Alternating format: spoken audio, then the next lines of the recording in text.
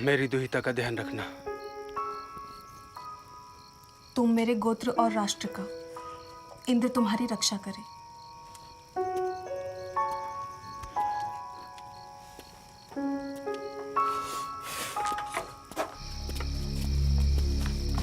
इंद्र हमें विजयी करें।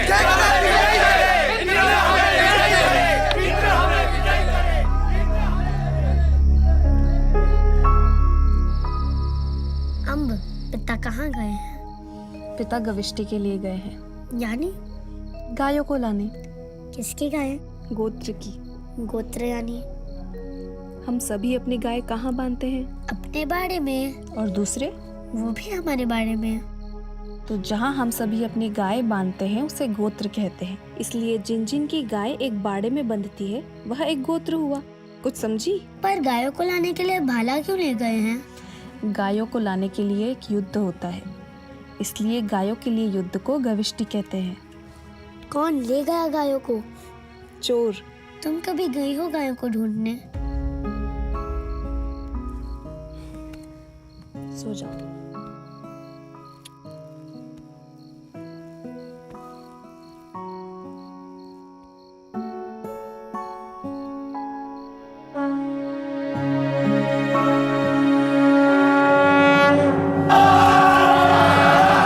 राजा के बिना ही युद्ध करोगे? प्रतीक्षा नहीं करोगे? अम्ब, जब बात मेरी गायों की हो, मेरे गोत्र मेरे ग्राम की हो, मेरे खेत और खलियान की हो, तो मैं ही इंद्र हूँ, मैं ही वरुण हूँ। अपने गोत्र के लिए मरने का अधिकार मेरा है। जा, अपनी गायों को ले आ।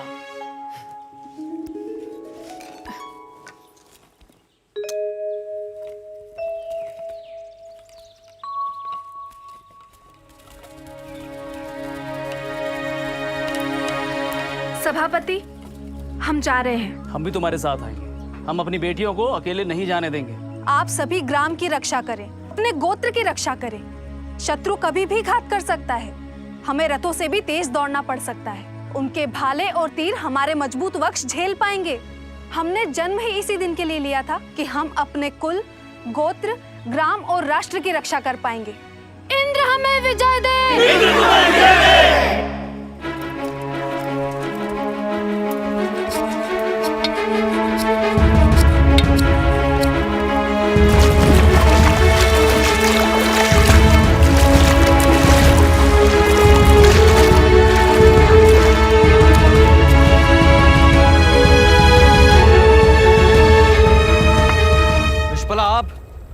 हम सभी गविष्टि के लिए अपना नायक चुने। उसकी क्या जरूरत है विश्पला? पुरखों से हम सभी ने एक कहानी जरूर सुनी होगी।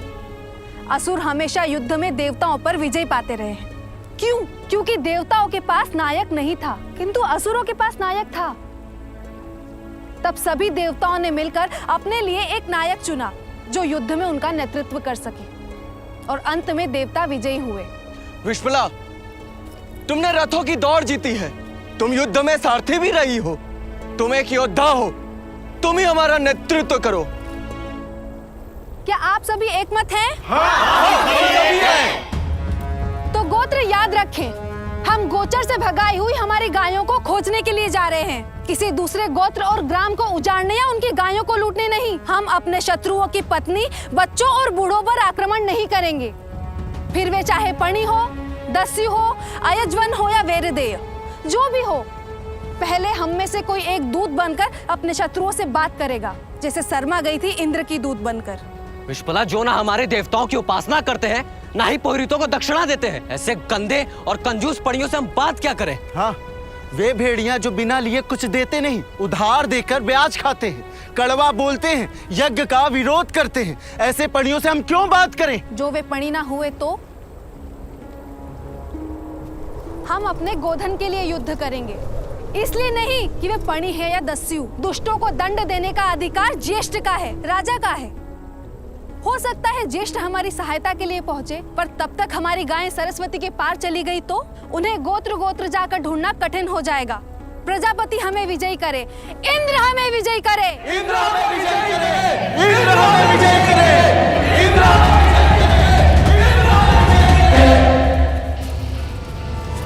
ये तो गाय के खुरों के निशान हैं। हमारी गाय!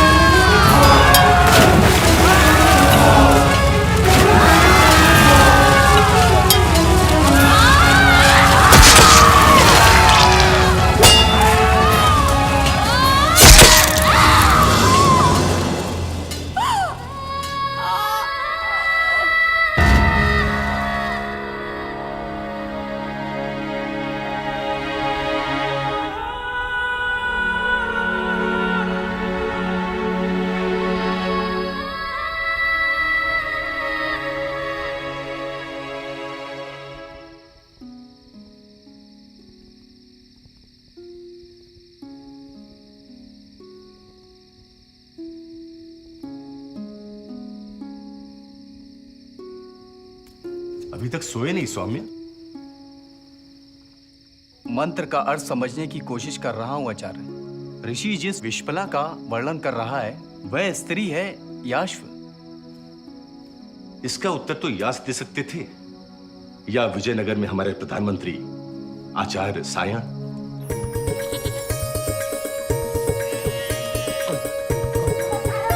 नमस्कारम नमस्कारम। अरे सायण, युद्ध तो था नहीं, फिर तलवार लेकर कहाँ गया था? चरण स्पर्श आचार्य। आयुष्मान भवा। योद्धा हूँ, हमेशा तैयार रहता हूँ। तू तो ज्ञान का योद्धा है, 3 वेदों पर भाष्य लिख चुका है। स्वामी विद्यारण्य को वचन दिया था कि 4 वेदों पर जब तक भाष्य नहीं लिखता तब तक गुरु ऋण से मुक्त नहीं होऊंगा। भाई वाह, तू और माधव विद्यारण्य दोनों भाई एक जैसे हैं। नहीं नहीं आचार्य, मैं कभी माधवाचार्य नहीं हो सकता। मैं स्वामी से छोटा हूँ, ज्ञान में भी और पराक्रम में भी। सौभाग्यशाली है विजयनगर की प्रजा, जो उसे पहला प्रधानमंत्री माधव विद्यारण्य जैसा सन्यासी मिला, और दूसरा प्रधानमंत्री वेदों का भाष्यकार और योद्धा सायणाचार्य मिला। ये बता, क्या ढूंढा? ये पांडुलिपियां? हाँ आचार्य। अरे तो भले आदमी, कोई जरूरी है कि प्रधानमंत्री ही सारा बोझा ढोए?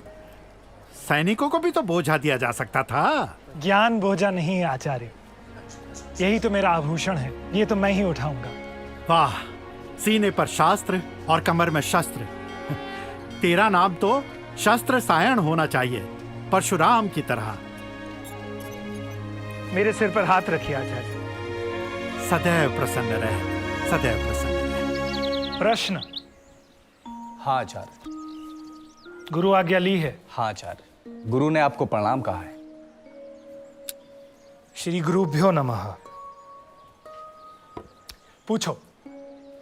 विश्पला कौन है? परीक्षा ले रहे हो? परीक्षा दे रहा हूं आचार्य। मेरी अल्प बुद्धि में विश्पला स्त्री योद्धा है जिसने खेला युद्ध में अपना पैर खोया।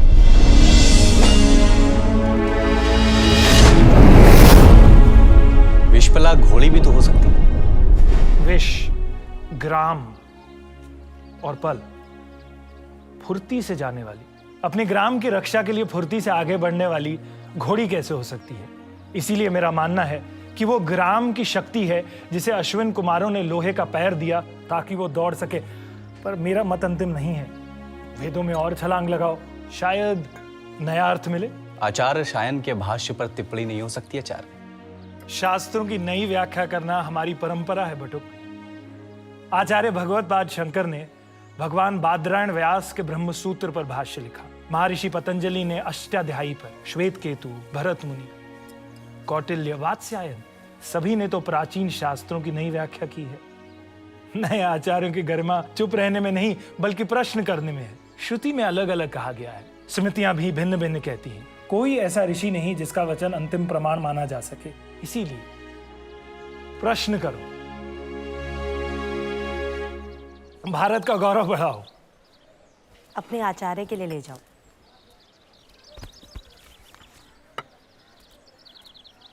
ब्रह्मचारी, आशीर्वाद। अन्नदाता सुखी भव। आपको भी ब्रह्मचारियों से संवाद बढ़ाने में आनंद आता है। आप चाहते तो ब्रह्मचारी को वेदों में छलांग लगाने के लिए नहीं कहते, हाथ पकड़कर पार करा देते। ये बटुक वेदों में छलांग लगाएगा। मैं चाहता हूं ऐसे ब्रह्मचारी बार बार आए। इन्हीं से तो मैं हर बार कुछ नया सीखते और दोहराते रहता हूँ। विजयनगर में कोई आचार्य मुझे शिष्य नहीं बनाता, गुरु दक्षिणा लेता नहीं, तो मैं इसी बहाने इन बटकों के आचार्यों के लिए दक्षिणा देते रहता हूँ। मुझे संतोष मिलता है कि मैं अपने धन का सही उपयोग कर रहा हूँ। बटकों के लिए दरवाजे हमेशा खुले रखो, ज्ञान इन्हीं के साथ घर में आता है। इसीलिए तो मैंने घोषणा करवा रखी है कि विद्यार्थी प्रश्न लेकर मेरे पास किसी भी समय आ सकता है। विजयनगर साम्राज्य में एक बात और प्रसिद्ध है स्वामी, कि सायण पेड़ है जो हमेशा ब्रह्मचारियों को फल देता है। सायण खेत है जो हमेशा ब्रह्मचारियों को अन्न देता है। ब्रह्मचारियों के लिए सायण कामधेनु और कल्पवृक्ष है।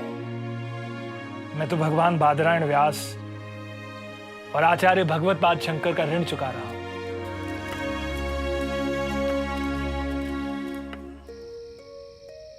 वेदों में और छलांग लगाओ, शायद नया अर्थ मिले।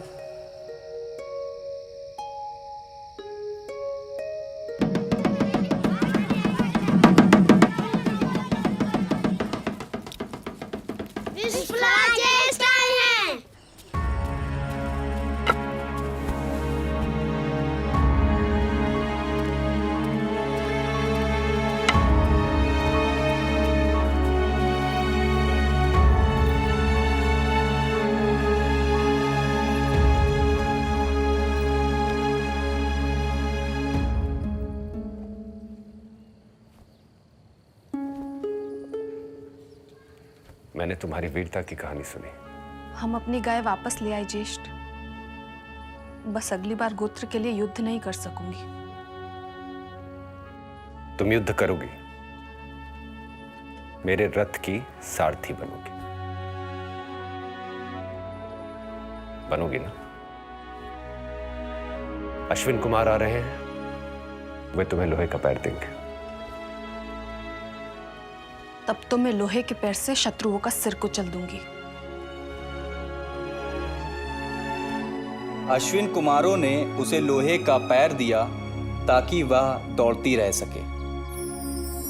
गणानां त्वगणपति गुं हवामहे कविं कवीनामुपमश्रवस्तमं। समिति और सभा, प्रजापति की दोनों पुत्रियां मेरी सहायता करें। जिनसे भी मेरी भेंट हो मुझे सहयोग करें। हे पितृगण, मैं और यहाँ एकत्रित सभी सहमति के शब्द बोले।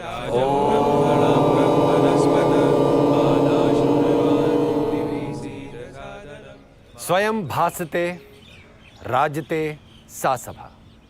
वह संघ जिसमें लोग आभा से भरे हों, वह सभा है। ऐसी सभा मुझे शुभकामना दे। सभा और समिति प्रजापति की 2 पुत्रियां हैं और उन्हीं के द्वारा प्रजापति ने हमें एक शासन व्यवस्था दी जिसमें राजा भी प्रजा के अधीन है। यह व्यवस्था है गण यानी गिनना, चुनना और गिनना। इसीलिए गोत्र का, गांव का हर परिवार अपना पति यानी गृहपति चुनता है। गांव के सब गृहपति मिलकर सभा बनाते हैं। हर गृहपति सभा का सभासद या सभावती है। सभी सभासद और सभावती मिलकर सभापति का चुनाव करते हैं। ऐसी गांव के एक एक जन द्वारा चुनी गई सभा को जनता की आवाज कहा गया, क्योंकि वह जन जन के मत से बनती है और जन जन की अभिलाषा अभिव्यक्त करती है। यह सभा हमारी राष्ट्रीय न्याय पालिका है। सभा के लिए वेद में कहा है कि सभा वो है जो व्यक्ति पे लगे आरोप की दाग मिटा दे। यहां हर किसी को न्याय मिलता है। इसीलिए सभा के निर्णय से हर कोई बंधा है। कोई भी इसके निर्णय का उल्लंघन नहीं कर सकता, राजा भी नहीं। यहां अपना मत रखने के लिए हर सभासद और सभावती स्वतंत्र है। राष्ट्र का प्रशासन करना और राजा को दिशा देना सभा का काम है। पर हमारी सभा इतनी नीरस भी नहीं है। यह हमारी सरस उत्सव भूमि है। यहां हम नाचते हैं, गाते हैं और मनोरंजन के लिए। सभा समिति की छोटी बहन है। वो अपनी बड़ी बहन के अधीन रहकर काम करती है और इस बड़ी बहन समिति को चुनते हैं सभी सभापति। जैसे सभा सभापति चुनती है, वैसे समिति अपना पति ईशान चुनती है। सभापतियों की ये राष्ट्र समिति फिर चुनती है अपना राष्ट्र अध्यक्ष, अपना राजा, जिसे बार बार चुनने और हटाने का अधिकार समिति के पास है। राजा के लिए समिति की हर बैठक में हाजिर रहना अनिवार्य है। समिति ने मुझे राजा चुना ताकि मैं प्रजा का रंजन कर सकूं। सौरज्यत ततो राजन्यो जायत। जो प्रजा का रंजन कर सके वह राजा। आपने ये राष्ट्र मुझे इसलिए दिया ताकि मैं खेती और किसानों का भला कर सकूं। आपने ये राष्ट्र मुझे इसलिए दिया ताकि मैं किसानों को संपन्न कर सकूं। इसीलिए मैंने हथियारों के बजाय हलों पर ज्यादा ध्यान दिया। यदि मैं प्रजा के प्रति असावधानी करूं तो समिति मुझे पद भ्रष्ट करने में तनिक भी देर ना करे। इसीलिए मैं सभा से पूछता हूं, क्या मैंने प्रजा के विरोध में कोई काम किया है? नहीं। क्या शासन के प्रतिनिधि कुलपा हमारे गृहपतियों पर शासन करते हैं? कुल धर्म का पालन करवाते हैं? कुलपा, आप मेरे और गृहपतियों के बीच कड़ी हैं, इसलिए आपको राजन भी कहते हैं। इस सूत्र और पद का सम्मान करना। हाँ राजा। व्राजपति, क्या मेरे प्रतिनिधि व्राजपति आपके कुलों की संपत्ति की रक्षा करते हैं? ग्रामणी, क्या कुलपा और व्राजपति आपके मार्गदर्शन में काम करते हैं? हाँ राजा। ग्रामणी, आपको मनु भी कहते हैं क्योंकि आपसे ये उम्मीद की जाती है कि आप ग्रामवासियों से पिता की तरह व्यवहार करें। हाँ राजा। बूढ़े पिता की तरह किचकिच तो नहीं करते। सभापति, क्या ग्रामवासी, गृहपति, कुलपा, व्राजपति, ग्रामणी आपके संरक्षण में हैं? हाँ राजा। सभावती, हाँ राजा। क्या ग्राम में कन्याओं का उपनयन होता है? हाँ राजा। क्या वे शस्त्र और शास्त्र का अभ्यास करती है? हाँ राजा। क्या परिवार में पत्नी सम्राज्ञी है? अधिकतर परिवारों में तो महिलाओं का ही शासन चलता है राजा। क्या स्त्रियों को न्याय मिलता है? हाँ राजा। सभा, कभी कभी मैं सोचता हूं कि प्रजापति ने सभा और समिति को अपनी बेटियां क्यों कहा। शायद इसलिए कि जहां बेटियों की नहीं सुनी जाती वो राष्ट्र उत्कर्ष नहीं कर सकता। जहां बेटियों के साथ अन्याय होता है उस राष्ट्र को कभी सम्मान नहीं मिल सकता। जहां बेटियों का अपमान किया जाता है वहां देवता भी आहुति ग्रहण नहीं करते।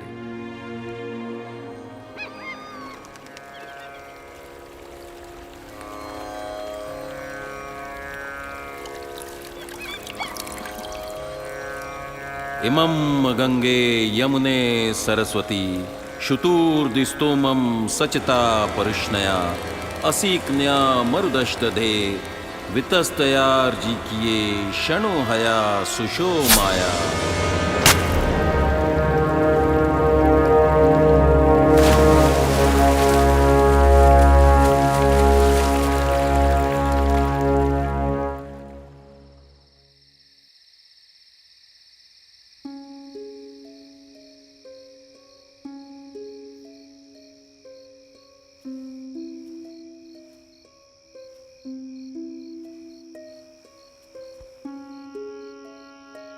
आज भी दूत अच्छी सूचनाएं नहीं लाए।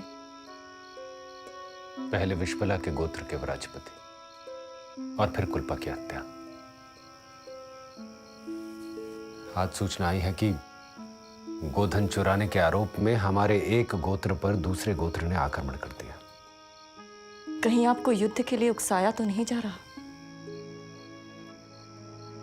मैं दशराज युद्ध जैसे युद्ध की आहट सुन रहा हूं। कविष्टि के नाम पर युद्ध के लिए उत्सुक है ग्राम, गण और राज्य। चारों ओर युद्ध के बादल गरज रहे हैं। आप परिषद से सलाह लें और निर्णय वही करें जिसमें राष्ट्र का उत्कर्ष हो। समिति के सदस्य विषय, मेरे स्वरों की कड़वाहट के लिए मुझे क्षमा करें, पर कड़वा सच यही है, जब से आर्य सुबल को समिति ने अपना राजा चुना है, तब से हमारे भालों की धार भोतरी हो रही है, तब से हमारे तीर तर्कस में ही पड़े हैं, तब से हमने एक भी युद्ध नहीं किया। दस्युओं ने विश्पला के पैर काट दिए, पर हमने दस्युओं के विरुद्ध युद्ध की घोषणा नहीं की। राजपति और कुलुपा के शत्रुओं ने हत्या कर दी, पर हमने युद्ध का आह्वान नहीं किया। हमारे गोत्र पर आक्रमण हो रहे हैं, पर हम युद्ध के लिए उत्सुक नहीं दिखाई दे रहे हैं। स्वर्ग में सुदास हम पर हंस रहे होंगे, जिन्होंने 10 राजाओं के साथ अकेले ही युद्ध किया था। हमारे पुरखों ने समिति को शाश्वत कहा, अमर कहा, और यदि हम ऐसे ही युद्ध से विमुख रहेंगे तो कोई समिति अमर नहीं रहेगी। विषा बिहुल, पुरखों ने समिति की परंपरा को अमर कहा है, व्यक्ति को नहीं। विषा बिहुल को समिति में अपनी बात रखने का अधिकार है। परंपराएं भी नहीं रहेंगी जो उनकी सुरक्षा के लिए युद्ध की तैयारी न रहे। क्यों जन अश्वमेध यज्ञ को भूल रहा है?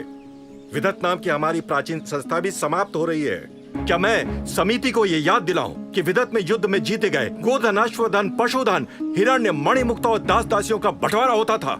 हमारी स्त्रियां विदत में शामिल होती थीं और पराक्रम से पाए गए धन को पाकर प्रसन्न होती थी। पर जब से आर्य सुबल हमारे राजा हुए हैं, एक बार भी विदत का आयोजन नहीं हुआ। मैं समिति का आह्वान कर रहा हूं, राष्ट्र को चलाने के लिए ही अश्वमेध का आयोजन करें। हम सिर्फ अपनी गायों को ढूंढने के लिए गविष्टि की प्रतीक्षा न करें, बल्कि पणियों के, दस्युओं के ग्रामों को लूटे, उनका पशुधन और स्वर्ण जीते, उनके वस्त्र, उनके रथ, उनका अन्न जीते। युद्ध में पणियों को पराजित कर उनसे नियमित उपहार लें, उन्हें हमारे क्षेत्र में शामिल करें, ताकि हम उनके धन का उपभोग कर सकें। समिति के पति ईशान को मैं सावधान कर रहा हूं। इतिहास है कि परुष्णी के तट पर सुदास ने 10 राजाओं को पराजित किया था। यदि हम सरस्वती के तट को सुरक्षित रखना चाहते हैं तो हमें युद्ध के लिए आगे बढ़ना होगा, वरना हमारी गायों के लिए दस्यु हमारी ओर आ ही रहे हैं।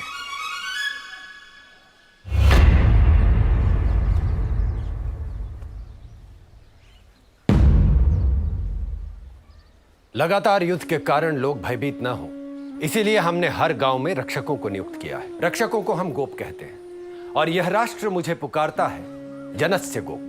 क्यों? क्योंकि इस राष्ट्र के जन जन की रक्षा करना मेरी जिम्मेदारी है। मैं हूं जन जन का गोप। हर गांव में, गोत्र में लोगों की रक्षा के लिए दिन रात जाग रहे गोपों का मुखिया। मैं इस राष्ट्र का प्रधान गोप। आपने मुझे प्रधान गोप बनाया ताकि मैं अपने जन की रक्षा कर सकूं, इसलिए नहीं कि मैं अपने जन धन का उपभोग करूं। मैं अपने जन, अपने गांव, अपने गोत्र, अपने गण की रक्षा के लिए युद्ध के लिए तैयार हूं, पर दूसरों के धन का, उनकी गायों का, उनकी स्त्रियों का, उनकी संपत्ति का, उनके स्वर्ण, उनके हिरण्य का, उनके हलों, उनके रथों का, उनके बैलों, उनके बीजों का, उनके अन्न और खेती के साधनों का अपहरण करने के लिए तैयार नहीं हूं। मैं उस अश्वमेध के लिए तैयार हूं जो राष्ट्र को सुशासन दे। मैं अन्न और जल के लिए वाजपेयी यज्ञ करने के लिए तैयार हूं, पर साथ ही नदियों का पानी खेतों तक पहुंचाने के लिए श्रम का यज्ञ भी करूंगा। हम गांव-गांव में कुएं खुदवाएं, जलाशय बनवाएं, ताकि हमारे खेत और खलिहान प्यासे न रहें। क्यों कहा था हमारे पूर्वजों ने कि जो अकेला भोजन करता है वो पाप खाता है। इसीलिए कि जिसके पास अन्न नहीं उसे अन्न देना भी यज्ञ है। क्यों हम दूसरे के धन पर दृष्टि डालें? दूसरों का अनाज लूटने के बजाय हम अपनी भूमि को सींचे। जैसे 24 बैलों से खींचे जाने वाले हल से, सीर से हमारे पुरखों ने धरती पर फसल लहलाई थी। पड़ियों की गाय लूटने के बजाय हम गोपालन और पशुपालन करें, उनकी वृद्धि कर समृद्धि पाएं। पुरखों से मैंने सुना था कि महाराज मनु ने अन्न और जमा संपत्ति के 10वें भाग और स्वर्ण और पशुधन के 50वें भाग देने की शर्त पे प्रजापालन का उत्तरदायित्व स्वीकार किया था। आचार्य ये कह रहा है कि पहला राजा मनु था और ये कह रहा है कि पहला राजा पृथु था। तो मनु से पहले कौन था और कर कितना था? उत्पन्न का छठा हिस्सा या 10वां? कहीं बैठकर पानी पिए? हाँ। चलो। प्राचीन काल में न राजा था न दंड। लोग धर्म का पालन कर एक दूसरे की रक्षा करते थे, लेकिन धीरे धीरे मूल्यों का पतन हुआ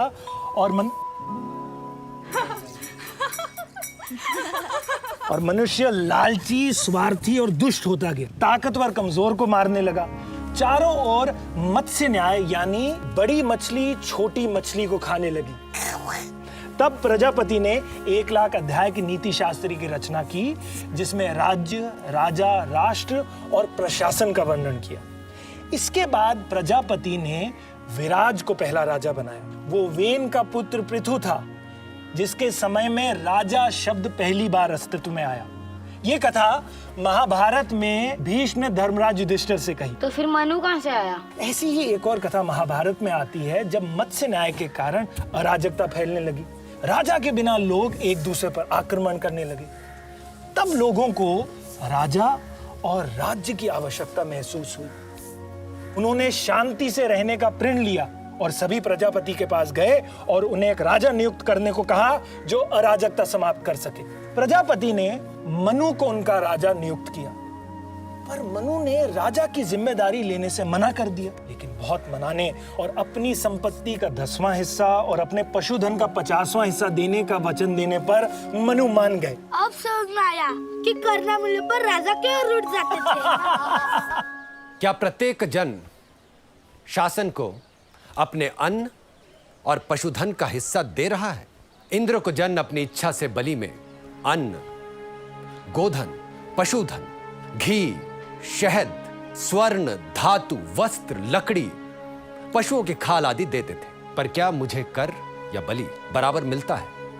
क्या हर सभासद, हर विषह कर देता है? मैं युद्ध के लिए तैयार हूं, पर क्या युद्ध के लिए कूच कर रहे योद्धाओं को ग्राम ग्राम, गोत्र गोत्र से अन्न, दूध, दही, तेल, कंबल, बिस्तर, ईंधन, पशु स्वेच्छा से मिलेगा या उन्हें ग्रामवासियों से छीनना पड़ेगा? मैं अपने ग्राम में, अपने गोत्र में हो रही चोरी, डकैती, उठाईगिरी और छल के लिए अपराधियों को दंड देता हूं, तो फिर मैं दूसरों के ग्राम और गोत्र को लूटने या लूट में पाए गए धन को विदथ में कैसे बांटूं? मैं जन का स्वामी नहीं, जनसेवक हूं। मैं समिति के निर्णय से बंधा हूं, इसलिए समिति योग्य निर्णय ले।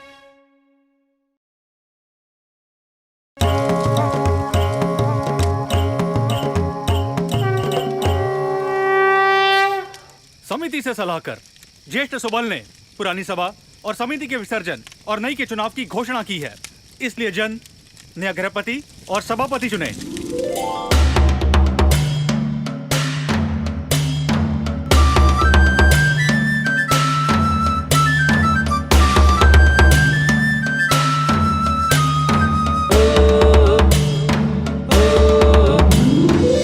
पणियों से बात हो गई? हाँ, कुछ ईद पर वो स्वर्ण देने को तैयार है। चाहो तो सिंधु के बैल भी दे सकते हैं पढ़ी। स्वर्ण दिखाई नहीं देगा, बैल और गायें दिखाई देंगी। क्या तुम्हें विश्वास है कि समिति तुम्हें ही राजा घोषित करेगी? गोधन की जगह स्वर्ण लुटाकर देखता हूँ। उपहार किसे नहीं अच्छा लगता, देवता भी बलि पाकर प्रसन्न होते हैं। उपहार या घूस? बलि। समिति ने अपना पति ईशान चुन लिया है। अब समिति ऐसे राजा को चुने जैसे अतीत में देवों ने चंद्रमा से रूप, सूर्य से ऊर्जा, इंद्र से शक्ति, विष्णु से पराक्रम, वैश्रवण से त्याग और यम से आत्मसंयम लेकर बनाया था। समिति यदि चाहे तो आर्य सुबल को भी फिर से चुन सकती है।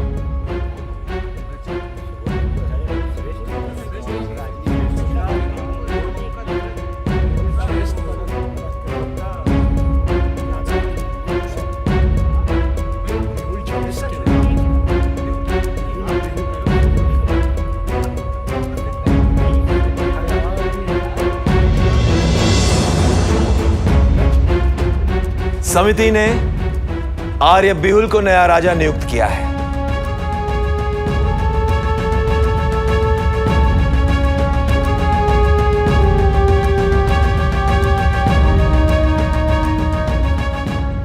राजन, अब आपको राजसूय यज्ञ करना होगा। रत्नीन से शासन के लिए सहयोग मांगना होगा। अब ये रत्नीन कौन है? राज्य का उद्देश्य क्या है? अब प्रजा को स्वच्छ और सुंदर प्रशासन देना। अम्ब, आपने सही उत्तर दे भी दिया तो आपको कुछ नहीं मिलने वाला। ऋग्वेद में स्वच्छ और सुंदर शासन को प्रशिष यानी प्रकृष्ट शासन कहा है। और शासन के लिए क्या चाहिए? अमात्य, राजन्य, ब्रह्म शक्ति, छत्र शक्ति। ठीक। बुद्धि और शक्ति का संगम। ये सब मिलाकर जिससे शासन चले उन अधिकारियों को रत्निन कहते थे। रत्नी नामेतानी हविषी भवंती एते वै राष्ट्रस्य प्रदातारः। वे सिर्फ राजा के ही नहीं बल्कि राष्ट्र के निर्माता भी थे। राजा प्रजा का सेवक है तो अधिकारी लोक सेवक, इसीलिए राज्य अभिषेक के पहले राजा उनके घर उन्हें आहुति देने जाता था। ब्राह्मण ग्रंथों में इसका विस्तार से वर्णन किया गया है। सबसे पहले राजा पुरोहित के घर जाता था। जैसे राजा को जनगोप वैसे ही पुरोहित को राष्ट्रगोप कहते थे। राष्ट्रगोप, आप राष्ट्र के रक्षक हैं और धर्म के प्रतिनिधि। मेरी आहुति स्वीकार करें और हर हाल में मुझे सत्य और धर्म का मार्ग दिखाएं। मैं रत्निन के लिए नियुक्त हुआ हूं। मैं चाहता हूं आप सदा मेरे पीछे चलें। प्रशासन में पुरोहित सबसे बड़ा पद होता था, सेनापति से भी। पुरोहित ब्रह्म शक्ति का प्रतिनिधि था। वो गुणों की खान और आदर्श की मिसाल होता था। निरुक्त के अनुसार पुरा एवं ददाति, जो सभी विषयों में आगे रखा जाए वो पुरोहित। मैं पुरोहित बनूंगा। बृहस्पति और शुक्राचार्य की तरह। तब तो तुम्हें राज्य के भौतिक और आध्यात्मिक विकास की जिम्मेदारी उठानी पड़ेगी बटुक। ये नहीं कर पाएगा आचार्य जी। नहीं, मैं राजा को आगे बढ़ाऊंगा। पुरोहित के बाद? पुरोहित के बाद नियुक्त राजा सेनानी या सेनापति के पास जाता था। उसके बाद राजमहिषी। राजमहिषी क्यों? क्योंकि स्त्री के बिना पुरुष अधूरा है। राजमहिषी के बिना राजा, फिर सूत या सारथी। सूत क्यों? क्योंकि वो रथ चलाने की विद्या में कुशल होता था। युद्धों में रथ का और लगातार युद्धों के कारण सूत का बड़ा महत्व था। अथर्ववेद में सूत को राजा को बनाने वालों में से एक कहा गया है। फिर तक्षण या बढ़ई, फिर करमार या धातु कर्मी, फिर रथकार। रथ बनाने वालों और धातु कर्मियों को राजा अपने नियंत्रण में रखना चाहता था, क्योंकि दोनों ही युद्ध में बड़े काम के थे। बिल्कुल ठीक। उसके बाद नियुक्त राजा संग्रहित्र या कोषाध्यक्ष, फिर भागदुग या कर जमा करने वाले, फिर पालागन या राजा का सखा जो बाद में विदूषक कहा जाने लगा, फिर ग्रामणी, उसके बाद शत्ता या अन्न बांटने वाले, फिर अक्षवाप या खेल मंत्री, फिर गोविक कर्तन या पशुओं का अधिकारी, फिर स्थपति यानी कलाओं के अधिकारी के घर पर आहुति लेकर जाता था। वैदिक काल में विकास के साथ साथ ये सूची बढ़ती गई। बाद से ही संहिता में हस्तपा यानी गजपति, अश्वपा यानी अश्वपति, प्रश्न विभाग यानी न्यायाधीश, वनपा यानी वन का अधिकारी, दावपा यानी वन में लगी आग को बुझाने वाले विभाग का अधिकारी आदि भी रत्निन या लोक सेवक हैं। आचार्य क्या वैदिक प्रशासन में विभागीय अध्यक्ष थे? ऐसा लगता है कि कुछ विभागों के अध्यक्ष थे। ऋग्वेद में न्याय विभाग के अध्यक्ष का उल्लेख मिलता है और ऐत्रीय ब्राह्मण में सचिव का भी। रत्निन को आहुति देने के बाद क्या होता था स्वामी? फिर नियुक्त राजा का राष्ट्र की नदियों के पवित्र जल से अभिषेक होता।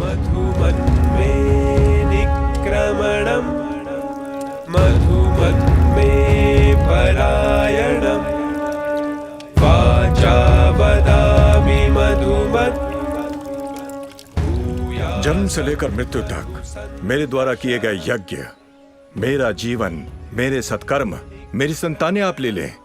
यदि मैं अपने कर्तव्य का पालन न करूं या प्रजा से छल करूं, ये राष्ट्र तुम्हें सौंपा जाता है। तुम्हें राष्ट्र में शांति, प्रजा का कल्याण और धन प्राप्त करने के साधनों में अभिवृद्धि का ध्यान रखना है। तुम्हें राज्य की समृद्धि, राज्य का विकास और राष्ट्र के उत्कर्ष का ध्यान रखना है।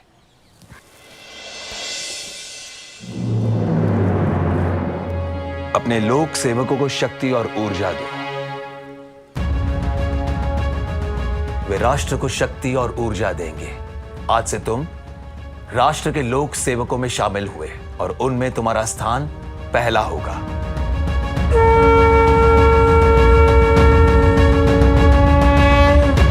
राज्याभिषेक में तलवार का क्या अर्थ? अर्थ साफ है। तलवार यानी शक्ति। रत्निन, जिन्हें वीर भी कहा जाता था, उसके बिना राजा शक्तिहीन है। यानी राजा के चुनाव की परंपरा भी वैदिक काल में थी? बिल्कुल, और उसके बाद भी। परीक्षित की मृत्यु के बाद हस्तिनापुर के लोगों ने जन्मजय को सर्वसम्मति से राजा चुना। कौटिल्य भी राजा के चुनाव का उल्लेख करते हैं। सौराष्ट्र के रुद्रदमन को भी लोगों ने चुना था। राज्यवर्धन की मृत्यु के बाद हर्षवर्धन को प्रधानमंत्री भांडी के साथ मिलकर मंत्रियों और अमात्यों ने चुना था। गोपाल वंश के गोपाल को भी लोगों ने चुना था। कश्मीर के यशस्कर को ब्राह्मणों ने चुना था। बक को बस इतना मैं याद नहीं रख पाऊंगी। तो फिर बटकों को उत्तर कैसे दोगी? बटुकों को भिक्षा देना मेरा काम, उत्तर देना आपका। आपसे बात करना भी तब होता है जब मैं आपसे प्रश्न करती हूँ। विजयनगर के इस रत्निन को तुम्हारे प्रश्न भी सुख देते हैं। तो फिर बताइए, यदि प्रजा को राजा को चुनने का अधिकार था तो हटाने का अधिकार भी होगा? तुम्हारा उपनयन कर ही देता हूं। शास्त्रों ने कहा है कि जब राजा अन्याय करता है तो नमक और शक्कर भी अपना रस छोड़ देते हैं। धर्म और प्रजा के विरुद्ध काम करने वाले अन्यायी, अधर्मी, अत्याचारी, भ्रष्ट, निरंकुश राजा को सिंहासन से हटाने, निर्वासित करने और उसकी हत्या करने तक का शास्त्रों में प्रमाण है। वैदिक काल में राजा को हटाने का समिति को अधिकार था।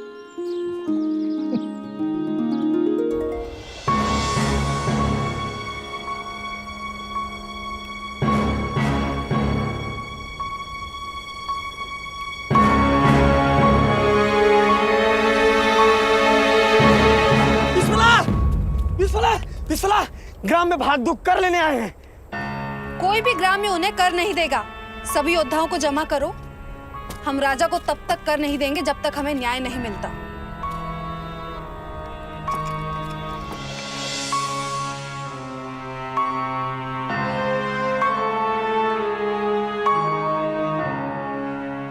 भाग दुख को रोकना शासन में बाधा डालना है। राजा सेना भेजेंगे। भाग दो, राजा का भाग ही तो मांग रहे हैं। विश्वला, ये क्या मूर्खता है? मैं तुझे इसी समय सभा में उपस्थित होने का आदेश देता हूँ। मैं सभा के आदेश का उल्लंघन नहीं करूंगी, पर राजा का भाग लेने आए भागदू ग्राम में नहीं आएंगे, फिर चाहे मुझे राजा उनके विरुद्ध जाने का दंड ही क्यों न दे।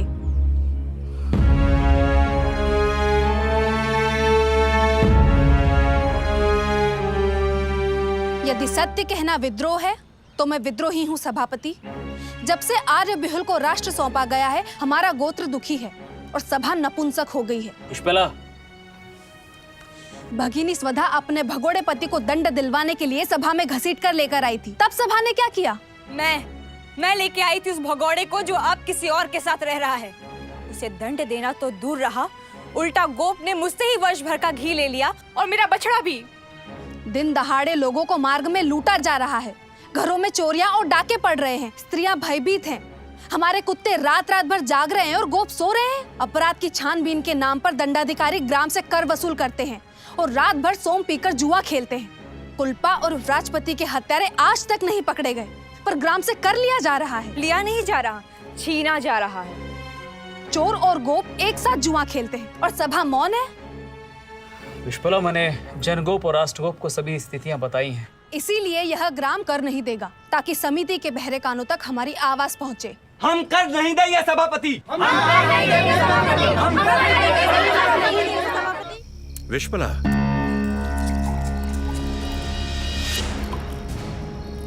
सेनापति से कहो और सेना की एक टुकड़ी साथ ले जाओ, उसे उठा कर ले आओ। जो विरोध करे तो कुचल दो। विश्पला! विश्पला! अरे यहाँ भी नहीं, हर घर में ढूंढो।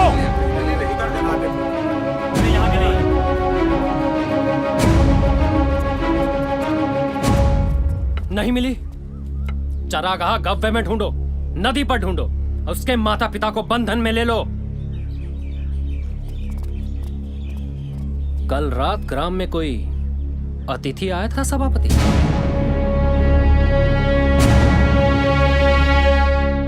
राष्ट्रगोप। राजपुरोहित? ज्येष्ठ बिहुल ने कहा है कि आज वे समिति में नहीं आ सकते। ये समिति का अपमान है, ये समिति का अपमान है, ये समिति का अपमान है। दूत, ज्येष्ठ से कहना, समिति की हर बैठक में राजा का उपस्थित रहना अनिवार्य है। ये समिति राष्ट्र और राजा का संचालन करती है, राजा समिति का नहीं।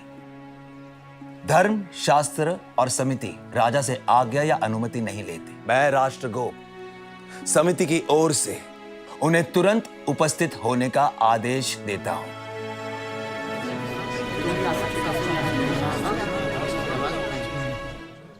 मैं जन में फैल रहे असंतोष से परिचित हूं, इसलिए आज समिति को कठोर निर्णय करना है। पिछले दिनों गविष्टियां बढ़ गई हैं, स्त्रियों को न्याय नहीं मिल रहा है, कर के नाम पर ग्रामों को लूटा जा रहा है। ब्राह्मण, ब्रह्मचारी और गर्भवती महिलाओं तक से नदी पार करने के लिए शुल्क लिया जाता है। कई ग्राम कर देने से मना कर रहे हैं, क्योंकि राजा उनकी रक्षा नहीं कर रहा। आज एक मना कर रहा है, कल ये आग वन की आग की तरह फैलेगी। समिति इसका भी उत्तर ढूंढ लेती, पर पणी आज खुलेआम कह रहे हैं कि उनका द्रव्य बल और धन बल ज्येष्ठ बिहुल के साथ है।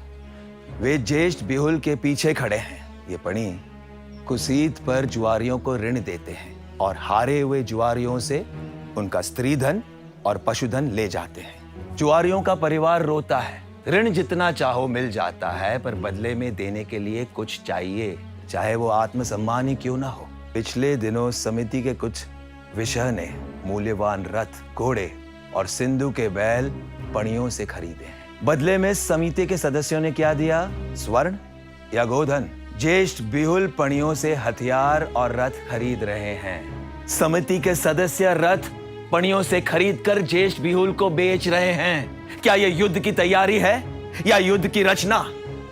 सारे गोत्र को युद्ध में झोंक देना ताकि पणियों को लाभ हो।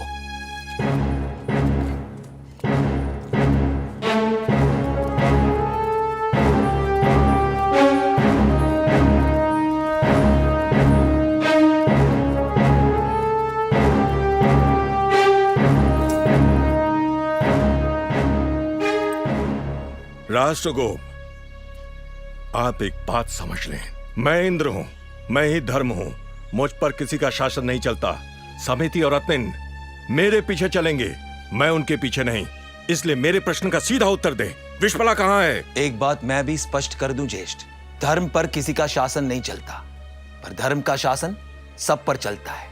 अब यह समिति आपसे जानना चाहती है कि किसकी सलाह से आपने विश्पला के ग्राम में सेना भेजी थी। क्या आपके रत्नीन ने अपनी ही प्रजा के विरुद्ध सेना भेजने की सलाह दी थी? मैं वह जरूरी नहीं समझता। क्या ज्येष्ठ ने पणियों से स्वर्ण कुसीत पर लिया था? क्या आपने समिति के सदस्य को घूस दी थी? आप मेरे विरुद्ध षड्यंत्र कर रहे हैं राष्ट्रगोप। मैं उन पणियों और समिति के उन सदस्य को आपके सामने प्रस्तुत करूं? स्त्री पर अत्याचार करने वाला, उनका अपमान और असम्मान करने वाला जन का गोप कभी नहीं हो सकता।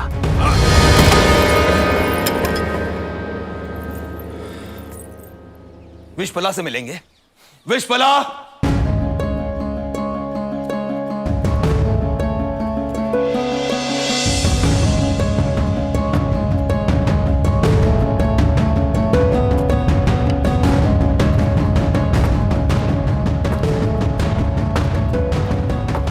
व्योल, राष्ट्र की तलवार वापस दे दो। ये तुम्हारे हाथों में शोभा नहीं देती। समिति बताएं, समिति की प्रतिष्ठा और पवित्रता को कलंकित करने वाले को क्या दंड दिया जाए? सेनानी, मैं तुम्हें आदेश देता हूं।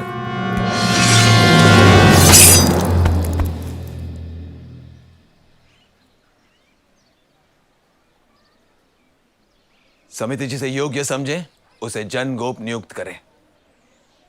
सुमल! सुमल! सुमल! सुमल! सुमल! सुमल! सुमल! सुमल! सुमल! सुमल! विशपला! विशपला! विशपला! राजा होती लेके आ रहे हैं।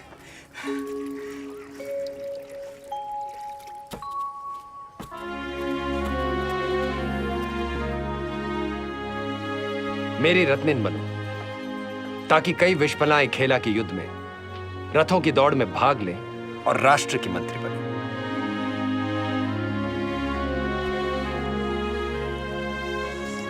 हर राजा आप जैसा पिता हो ज्येष्ठ।